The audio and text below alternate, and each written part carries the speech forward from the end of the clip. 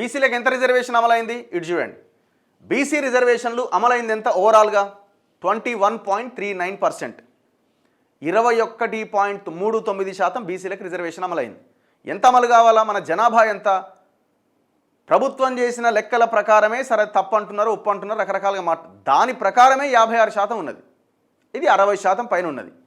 So ఎంత ఉంది reservation? 21.39, అంటే కనీసం 25% కూడా రిజర్వేషన్ లేదు. అమలైంది ఎంత? 21%. 17% తగ్గించారన్న విపక్షాల ఆరోపణలు పూర్తిగా అవాస్తవమట. అబ్బా, ఇదేదో పెద్ద 50% రిజర్వేషన్ అమలైనట్టు 17% అంటున్నారు ఎట్లా అని ఈయన వార్త. ఇది నేను అనుకోవడం పెయిడ్ ఆర్టికల్ అయి ఉంటుందేమో.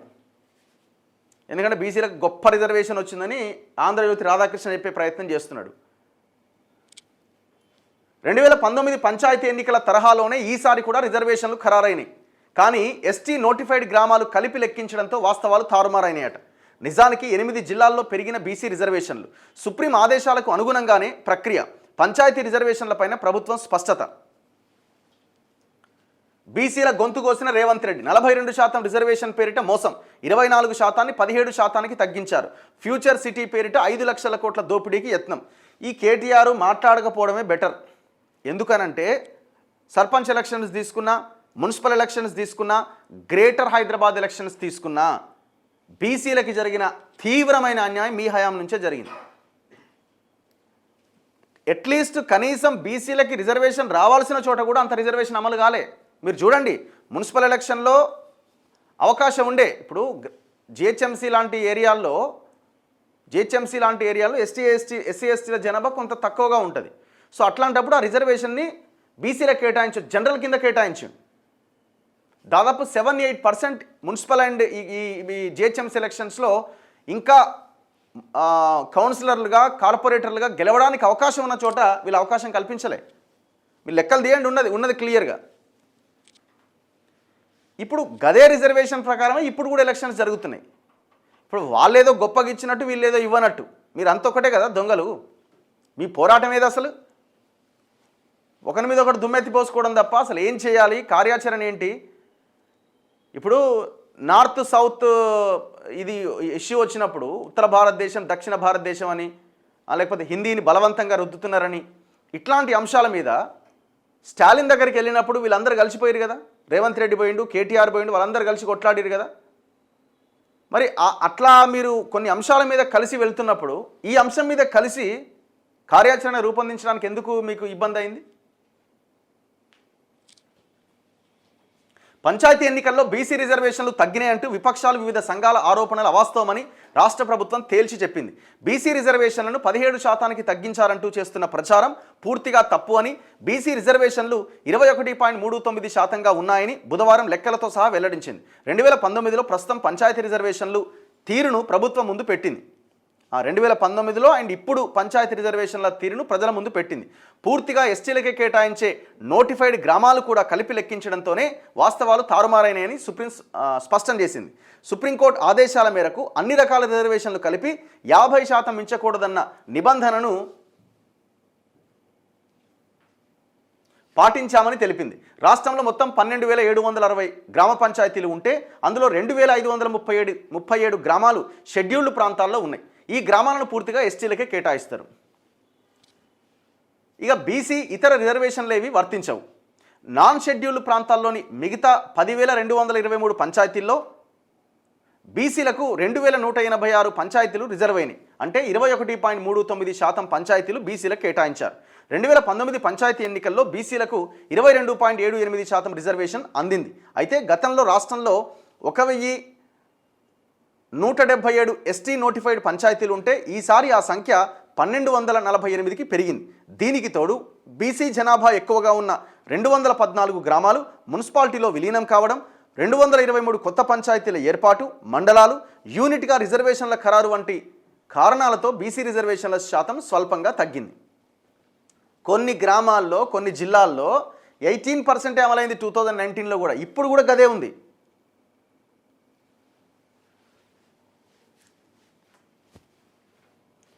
విషయం ఏంటంటే ఇక్కడ అగో ఎక్కడ చూసాం మనం అది వార్త, 1 సెకండ్.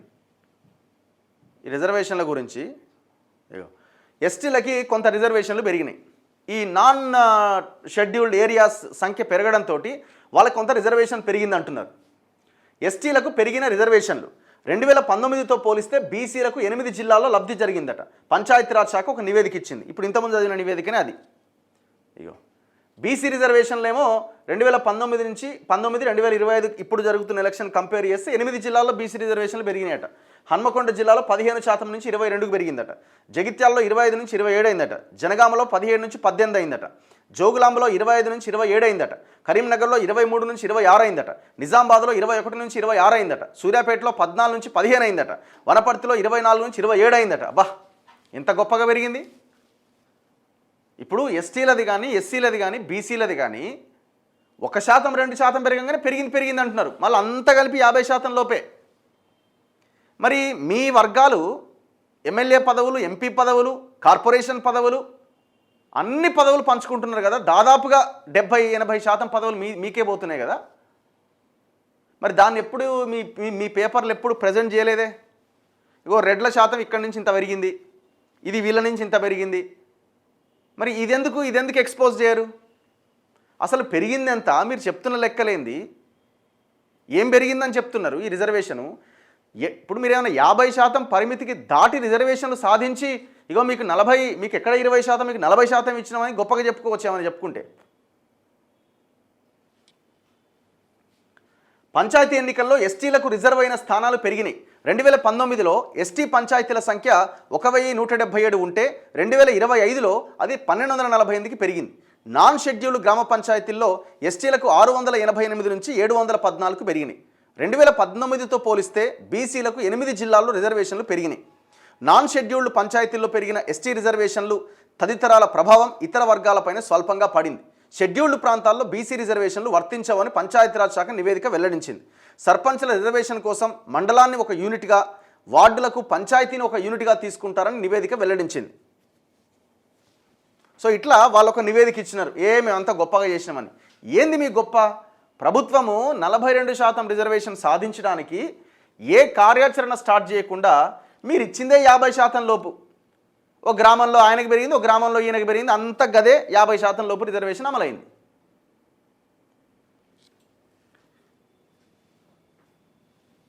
అసలు గవర్నమెంట్ చెప్పుకోవాల్సింది 42% రిజర్వేషన్ సాధిస్తాము, సాధించి పెడతాము, 6 నెలల్లోపే ఇది సాధ్యమవుతుందని చెప్పిన మీరు ఎందుకు సాధించలేదో చెప్పాలి.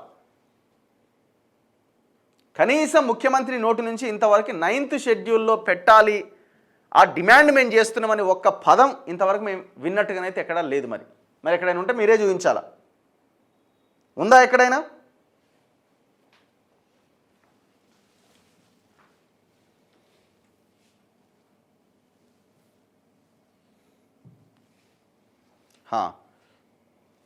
కేసీఆర్ ఇచ్చింది చెప్పు, ఎంత ఉండే కేసీఆర్ టైంలో ఎంత ఉంది? గంతే ఉంది. కొన్ని గ్రామాల్లో అప్పుడు కూడా 18%. ఇప్పుడు అర్థం కావట్లేదు చాలామందికి. ఇప్పుడు అమలవుతున్న రిజర్వేషన్ ఎంత? పంచాయతీరాజ్ చట్టం ప్రకారం 50% లోపు ఎస్సీ ఎస్టీ బీసీ రిజర్వేషన్లు. గతంలో 2019 ఎలక్షన్ జరిగినప్పుడు ఎంత? గదే ఎస్సీ ఎస్టీ బీసీలకి 50% రిజర్వేషన్లు. మరి తేడా ఏముంటుంది? ఇప్పుడు తేడా ఏముంటుందంటే ఎస్టీకి సంబంధించిన గ్రామాలు కొన్ని పెరిగినాయట. ఆ చట్టంలో ఏముందంటే ఏవైతే నాన్ షెడ్యూల్డ్ ఏరియాలు ఉన్నాయో అక్కడ వాళ్ళే పోటీ చేయాలి అని. 100% ఎస్టీ జనాభా ఉన్న దగ్గర వాళ్ళే పోటీ చేయాలి. సో కాబట్టి వాళ్ళకి కొంత రిజర్వేషన్ పెరిగింది. కొన్ని గ్రామాల్లో వీళ్ళకి తగ్గింది, కొన్ని గ్రామాల్లో వీళ్ళకి పెరిగింది. ఎటొచ్చి ఈ పెరుగుడు తగ్గుడు అన్నది అదేం పెద్ద మొత్తంలో ఏం లేదు. మళ్ళీ గదే 50% లోపు రిజర్వేషన్. దాన్ని ఏదో పెద్ద భూతద్దంలో పెట్టి ఈయన ఎంత ఇచ్చిండు, ఆయన ఎంత ఇచ్చిండు, ఇద్దరికి అంతే ఇచ్చారు. అసలు దాని గురించి మాట్లాడాల్సిన అవసరం లేదు, లెక్కలేయాల్సిన అవసరం లేదు. అన్యాయం జరిగిన మాట వాస్తవం, జరుగుతూనే ఉన్నది. వీళ్ళు 50%కి మించి రిజర్వేషన్స్ సాధించడంలో వీళ్ళు అట్టర్ ఫెయిల్యూర్ అయినారు. ప్రజలని, ముఖ్యంగా బీసీలను మోసం చేసిరు. మన ఓట్లు మనమే వేసుకోవాలన్నా బీసీలు అందరూ, అది జరగాలి కదా, అది జరగాల. అందుకే మేమేమంటున్నాం, పెద్ద ఎత్తున కొంత ఆర్థికంగా బలంగా ఉన్న వాళ్ళు, ఆర్థికంగా ఎందుకని మీరు అనొచ్చు, ఇవాళ ప్రజలు కూడా అమ్ముడుపోతున్నారు కదా. ప్రజలేం ఉత్తగానే మీరు పోటీ చేయండి మేము ఓటేస్తామనే పరిస్థితి ఉన్నదా? మనం పైసలు తీసుకోవాలి, మన దాగా ఓటేయాలి, ఇదే ఆలోచనలో ఉన్నాం కదా. లేదు అని మీరు మీరు ఏమన్నా చెప్పగలుగుతారా? అవకాశం లేదు. ఎక్కడో ఒక దగ్గర కొన్నిసార్లు ప్రజలు అద్భుతమైన తీర్పులు ఇస్తున్నారు, కాదనట్లేదు, కానీ డబ్బులు అయితే తీసుకుంటున్నారు కదా.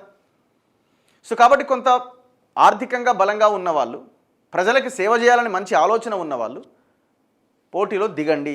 దయచేసి ఈ పోటీ చేసే వాళ్ళని ఆగం చేయకండి.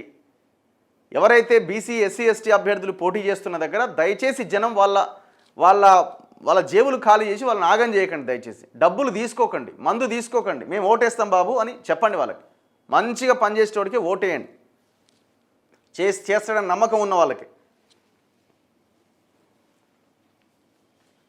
రఘు దగ్గర ఉంది, కాంగ్రెస్ని గెలిపిస్తావా? లోకల్ బాడీ ఎలక్షన్స్లో 2 years నుండి చూస్తున్నాం కదా కాంగ్రెస్ నీచమైన పాలన. ఇప్పుడు సర్పంచ్ ఎలక్షన్స్ అన్న దాంట్లో సింబల్ ఉండదండి. కాంగ్రెసా బీఆర్ఎస్ఆ బీజేపీ అన్నది కాదు ఇక్కడ.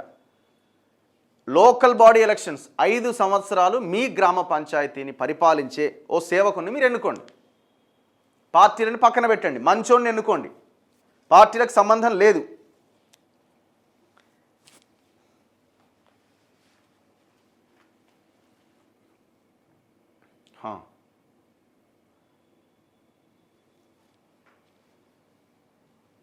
నువ్వు బీసీ కదా, నీ పోరాటం ఏది అట? ఏం చెప్పాలి వీళ్ళకి? అంటే ఏం చేయాలి మేము వచ్చి?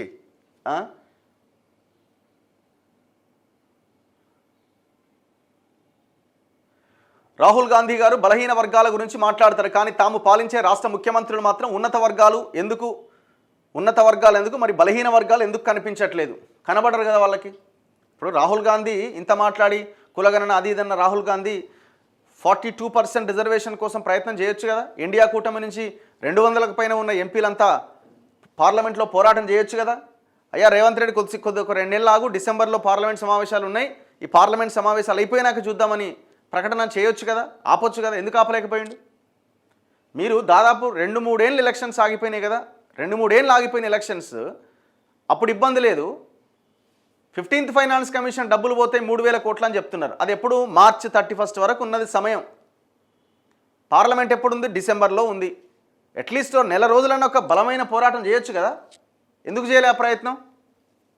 ఎందుకు చేయలేదంటే ఈ 3 పార్టీలు ఒకటే కాబట్టి. మరి కాంగ్రెస్ బీజేపీ బద్ధ శత్రువులు కదా, మరి ఎందుకు చేయలే? ఒకటే. బీఆర్ఎస్ బీజేపీ కాంగ్రెస్ బద్ధ శత్రువులు, మరి బీఆర్ఎస్ ప్రధాన ప్రతిపక్షంగా ఎందుకు చేయలే? ఒకటే. వీళ్ళంతా ఆ పై స్థాయిలో ఉన్న వర్గాల పార్టీలు కాబట్టి వాళ్ళంతా ఒకటే. ఇది మనం ఆలోచించాల్సిన అవసరం ఉన్నది.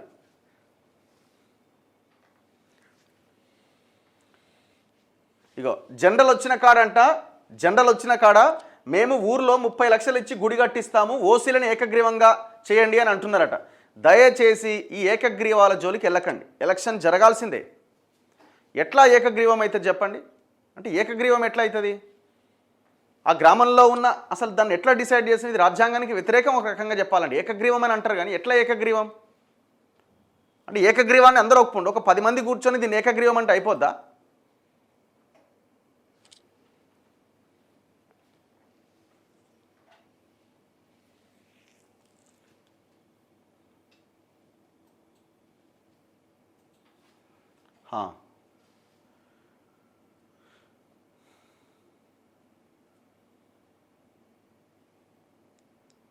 వాళ్ళ టికెట్లు ఇచ్చినా ఇవ్వకపోయినా పెద్ద ఎత్తున ఇండిపెండెంట్లు క్యాండిడేట్లు పోటీ చేస్తేనే అవకాశం దొరుకుతుంది. అదే చెప్తున్నాం మేము కూడా, పెద్ద ఎత్తున పోటీకి దిగండి అనే చెప్తున్నాం, మొత్తుకుంటున్నాం దాని గురించే. కౌకుంట్లలో కూడా ఎస్సీ రిజర్వేషన్ రాలేదంది. హైకోర్టులో కేసు నడుస్తుందట. సబితా ఇంద్రారెడ్డి విలేజ్ అట. పంచాయతీ ఎన్నికలు ఆపాలి.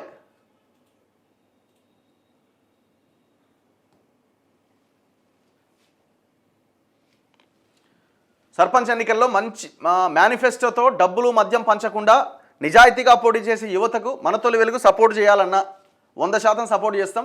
మీరు ఒక మంచి మేనిఫెస్టో తయారు చేయండి, ఒక సమావేశం ఏర్పాటు చేయండి. మేనిఫెస్టో ఏముందండి? వచ్చిన నిధులను సక్రమంగా ఖర్చు పెట్టాలి, నిధులు రాకపోతే బలమైన పోరాటం చేయాలి, గ్రామాన్ని డెవలప్ చేసుకోవాలి. ఇదే కదా దీనికి మేనిఫెస్టో. ఏముంటుంది? ఇంకా ఏముంటుంది మేనిఫెస్టో? ఒక 4-5 పనులు అనుకోవాలి, ఈ పని మనం ప్రయారిటీ కింద చేసుకోవాలి అని.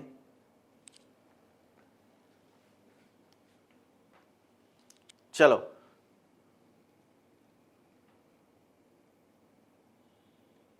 బీసీ రిజర్వేషన్, మేము బీసీ లీడర్లం, కానీ బీసీ ప్రజలు మమ్మల్ని నమ్మకుండా మా కోట్లు వేయకుండా ఓసీలను గెలిపిస్తున్నారు. బీసీ రిజర్వేషన్లు పెంచితే సచ్చినట్లు మమ్మల్ని గెలిపిస్తారు. అది పెరగడం కోసమే కదా. ఇప్పుడు వాళ్ళు కూడా ఎందుకు ఓటేస్తున్నారు? మనం ఒక చూపించలేకపోతున్నాం. మనం అంటే మేము బలంగా మనం పోరాడతాం, మనం నిలబడతామని మనం అవ్వలేకపోతున్నాం. రకరకాల వాటికి ప్రజలు కూడా లొంగిపోతున్నారు. అది ఆపాలా? కైలాష్ నేత అప్పుడు వెంకటరెడ్డిని అమనాభూతులు తిట్టి ఇప్పుడు ఇంటికి వస్తే వెంకన్న గెటౌట్ అన్నాడట. ఎవరికి వెంకన్న? కోమటిరెడ్డి వెంకటరెడ్డి. మరి ఇప్పుడు ఇదే వెంకటరెడ్డి రేవంత్ రెడ్డిని ఇట్లే గాంధీ భవన్ నేను మెట్లెక్కను 50 కోట్లకు అమ్ముకున్నాడు. మీరు ప్రత్యక్షంగా చూడకపోవచ్చు ఆయన భాష, ఆయన ఎంత గొప్ప భాష మాట్లాడుతాడు వెంకటరెడ్డి. అర్థమైందా? వెంకన్న ఎవరికి? మీ ఇంట్లో ఉన్న అన్న మీకు అన్న, మీ పెద్దాయన కొడుకు, మీ బాబాయ్ కొడుకు మీకు అన్న. ఎవరికి అన్న? ప్రజలకి జవాబుదారీగా ఉండాల్సిన లీడర్లు వీళ్ళంతా. సరే మీరు అనుకోండి, ఇబ్బంది లేదు. కానీ కైలాష్ ఆయన తిట్టిండని అంటున్నారు కదా. కైలాష్ తిట్టడానికి కారణాలేంటి? కైలాష్ మాట్లాడడానికి కారణాలేంటి? భారతీయ జనతా పార్టీ నుంచి అలా తమ్ముడు పోటీ చేస్తే ఈయన ఆయనకి సపోర్ట్ చేసిండు కాంగ్రెస్లో ఉండి అన్నదాని విషయంలో కదా ఆయన మాట్లాడింది. అద్దంకి దయాకర్ ఎందుకు తిట్టిండు? ఆయన మాట్లాడడానికి కారణాలేంటి? ఏ పరిస్థితులు ఆయన ఆ రకంగా మాట్లాడించినాయి చెప్పండి. సరే మాట్లాడిరు, మరి తర్వాత వాళ్ళు మేము తప్పైంది మాట్లాడినాము, కొంత గట్టిగా మాట్లాడినాం, సారీ చెప్పిరు కదా. మరి నువ్వు రేవంత్ రెడ్డిని తిట్టినావు కదా. మీ ఫ్యామిలీ రేవంత్ రెడ్డిని పొట్టోడు, చిన్నోడు, పెద్దోడు, ఇంతే ఉన్నాడు, ఆయన ముఖ్యమంత్రి ఏంది, 50 కోట్లకు, ఇవన్నీ మీరు మాట్లాడలేదా? మరి ఇదేంది? మరి ఇప్పుడు మీరు కాంగ్రెస్ కదా, మరి ఆయన కూడా కాంగ్రెస్ లీడరే, ఇప్పుడు ముఖ్యమంత్రి కదా, అప్పుడు పిసిసి అధ్యక్షుడు కదా. అంటే రేవంత్ రెడ్డి వెంకటరెడ్డిని తిడతాడు, వెంకటరెడ్డి రేవంత్ రెడ్డిని తిడతాడు, రాజగోపాల్ రెడ్డి రేవంత్ రెడ్డిని తిడతాడు, ఇంకొక ఆయనని తిడతాడు. వాళ్ళంతా కలిసే ఉంటారు. ఈ లీడర్ల మాయలో పడకండి దయచేసి. ఆయన ఇంట్లో పని కోసం కైలాస్ తిట్టిండా వెంకటరెడ్డిని? లేకపోతే ఇదే వెంకటరెడ్డి అనలే కాంగ్రెస్ ఎక్కడ ఆయన కాంగ్రెస్ ఏడ గెలుస్తుంది రాష్ట్రంలో అని మేము విన్నాం ప్రత్యక్షంగా ఎన్నోసార్లు. మోకిలాలో ఎస్సీ రిజర్వేషన్ వచ్చింది, ఇప్పటికే 2 times వచ్చిందట. బీసీ జనాభా అత్యధికంగా ఉన్న గ్రామం, బీసీ రిజర్వేషన్ ఇంతవరకు రాలే, బీసీలకు అన్యాయం జరిగిందట మోకిలా దగ్గర.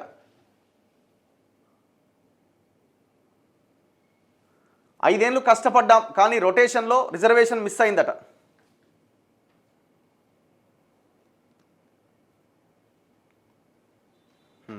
కొన్ని గ్రామాలు తిరగాల్సిన అవసరం ఉంది. మనం కొన్ని విలేజెస్ తిరిగి వాస్తవ పరిస్థితి ఏంది, అసలు ఎట్లా ఎలక్షన్స్ జరుగుతున్నాయి, దీని మీద కూడా కొన్ని వీడియోస్ చేయాలి. ఖచ్చితంగా వెళ్ళే ప్రయత్నం చేస్తాం. అసలు ఆ క్యాండిడేట్స్ ఒక దగ్గర, మీరు ఎవరన్నా పోటీ చేసే క్యాండిడేట్స్ని అంతా ఒక దగ్గర పెట్టి మనం చేయగలిగితే అద్భుతంగా ఉంటుంది. ప్రజలు ఉంటారు, వాళ్ళు ఉంటారు.